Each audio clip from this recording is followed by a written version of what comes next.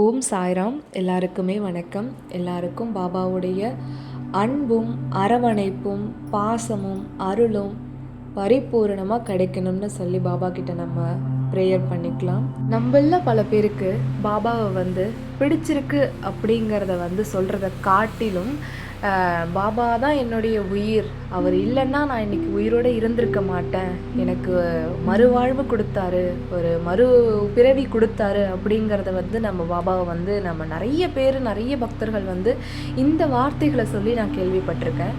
நம்மள பல பேருக்கு பாபாவை ஏன் இவ்வளோ பிடிச்சிருக்கு அப்படிங்கிறத நம்ம யோசித்தோம் அப்படின்னா ஒரே விஷயம்தான்.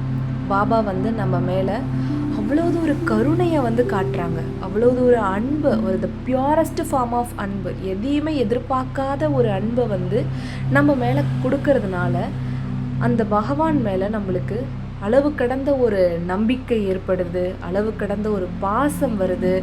எதுவும் வேண்டாம், நீ ஒருத்தர் போதும் அப்படின்னு சொல்லி ஃபுல் அண்ட் ஃபுல் நம்மளை சரணாகதி பண்ணுற அளவுக்கு நம்மளுடைய உணர்வை பாபா கொண்டு வராங்க. எல்லா உயிரையும் சமமாக பார் அப்படின்னு தான் பாபா நம்மளுக்கு சொல்லி கொடுக்குறாங்க. நம்மளை சொல்லி கொடுக்கறத காட்டிலும் நிறைய விஷயங்கள்ல நம்மளுக்கு இதை சொல்லி உணர்த்தி புரிய வச்சுருக்காங்க. ஒரு தடவை இப்படி தான் என்ன நடக்கும் அப்படின்னா, திருமதி தார்கட் அப்படிங்கிறவங்க ஷீரடியில் கொஞ்ச நாள் தங்கியிருப்பாங்க, பாபாவுடைய பக்தர். அவங்க ஒரு நாள் மதியம் சாப்பிட்டுட்டு இருக்கும்போது ஒரு நாய் அவங்கள பார்த்துட்டு இருக்கும். அந்த நாயை பார்த்ததும் அவங்க சாப்பிட்டுட்டு இருந்த ஒரு ரொட்டியை எடுத்து அந்த நாய்க்கு கொடுப்பாங்க. அந்த நாயும் நல்லா சுவைச்சு சாப்பிட்டுட்டு போயிடும். இவங்க சாப்பிட்டு முடிச்சதுக்கப்புறம் பாபாவை பார்க்கலான்னு துவாரகமாய்க்கு போவாங்க. பாபா சொல்லுவாங்க, நீ கொடுத்த ரொட்டி ரொம்ப சுவையாக இருந்துச்சு, நான் நல்லா திருப்தியாக சாப்பிட்டேன், இதே மாதிரி செயலை நீ எப்போவுமே செய்யு, பசியாக இருக்கிறவங்களுக்கெல்லாம் உணவு கொடுத்துட்டு அதுக்கப்புறம் நீ சாப்பிடு அப்படிங்கிறத சொல்லுவாங்க. நான் உங்களுக்கு சாப்பாடு கொடுத்தனா, இது எப்படி பாபா நடக்கும்? நானே இங்கே உணவுக்காக மற்றவங்க வீட்டில் சாப்பிட்டுட்ருக்கேன், நான் எப்போ உங்களுக்கு சாப்பாடு கொடுத்தேன்? இல்லையே அப்படின்னு சொல்லிட்டு திருமதி தார்கட் பாபா கிட்ட சொல்லுவாங்க. அதுக்கு பாபா என்ன தெரியுமா சொல்லுவாங்க, நாய் ரூபத்தில் அந்த சுவை மிகுந்த ரொட்டியை நான் தான் சாப்பிட்டேன் அப்படின்னு பாபா சொல்லுவாங்க. இதிலிருந்து சாய் நம்மளுக்கு என்ன உணர்த்துறாங்க அப்படின்னா, எல்லா ஜீவராசிகளிலையும் கடவுள் இருக்கிறார் அப்படிங்கிறத நம்ம பார்க்கணும். எல்லா ஜீவராசிகளையும் நம்ம கடவுளாக பார்க்கணும். எல்லா உயிருக்குள்ளேயும் பாபா இருக்கார், எல்லா உயிருக்குள்ளேயும் கிருஷ்ணர் இருக்கார், எல்லா உயிருக்குள்ளேயும் கடவுள் இருக்கார் அப்படிங்கிறத நம்ம புரிஞ்சுக்கணும். பகவத்கீதை, பாகவதம் இதிலெல்லாம் என்ன சொல்கிறாங்க, கடவுள் ஒவ்வொரு உயிருக்குள்ளேயும் இருக்கார் அப்படிங்கிறத சொல்கிறாங்க இல்லையா?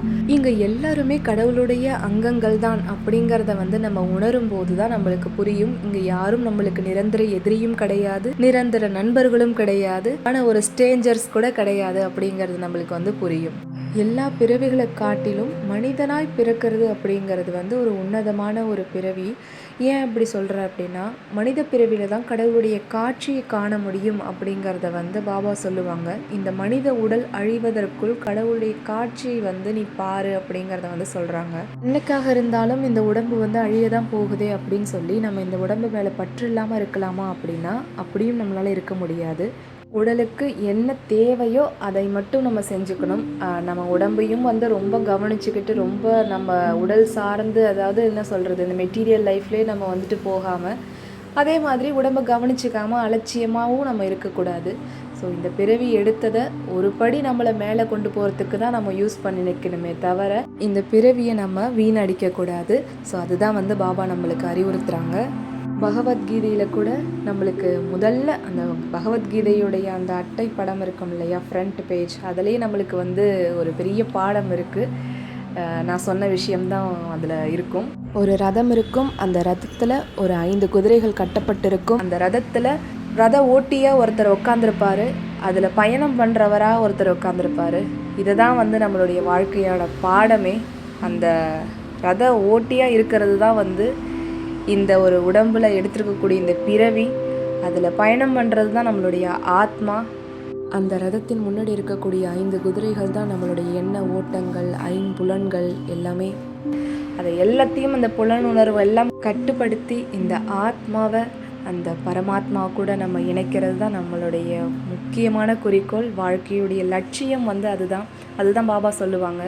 எப்படி ஒரு மனைவியை இழந்த கணவன் வந்து மறுமணம் பண்ணிக்கிறதுக்கு வந்து எவ்வளோ ஒரு ஆர்வம் காட்டி அதில் தேடல்களில் ஈடுபடுவானோ, எப்படி வந்து ஒரு ராஜா துளைந்து போன தன்னுடைய மகனை வந்து தேடுறதுல வந்து வலைவிரிசி தேடுறதுல வந்து எப்படி ஈடுபடுவானோ, அந்த மாதிரியான தேடல்களில் தன்னை உணர்தலில் வந்து மனிதர்கள் ஈடுபடணும் அப்படிங்கிறத வந்து பாபா சொல்கிறாங்க. அதுதான் வாழ்க்கையோட லட்சியமே. அந்த ஒரு பாதையில் நம்ம வந்து கூட்டிகிட்டு போகிறதும் நம்மளுடைய பாபா தான். ஸோ பாபா சொல்லி கொடுக்கக்கூடிய இந்த அற்புதமான அறிவுரைகள் எல்லாம் கேட்டுட்டு இன்னும் நிறைய இருக்குது விஷயங்கள் நம்ம வந்து பேசுகிறதுக்கு. அதெல்லாம் நேரம் கிடைக்கும்போது நம்ம அப்பப்போ நம்ம டிஸ்கஸ் பண்ணலாம். ஸோ இவ்வளோ தூரம் இந்த வீடியோவை பார்த்தவங்களுக்கு ரொம்ப ரொம்ப நன்றி. அண்ட் இன்னும் நிறைய விஷயங்கள் இருக்குது பேசுகிறதுக்கு. அதெல்லாம் தொடர்ந்து பார்க்கணும் அப்படின்னா என்னோடய சேனலை மறக்காமல் சப்ஸ்கிரைப் பண்ணிக்கோங்க. அண்ட் நெக்ஸ்ட் வீடியோவில் நம்ம பார்க்கலாம். Thank you so much. ஓம் சாய்ராம்.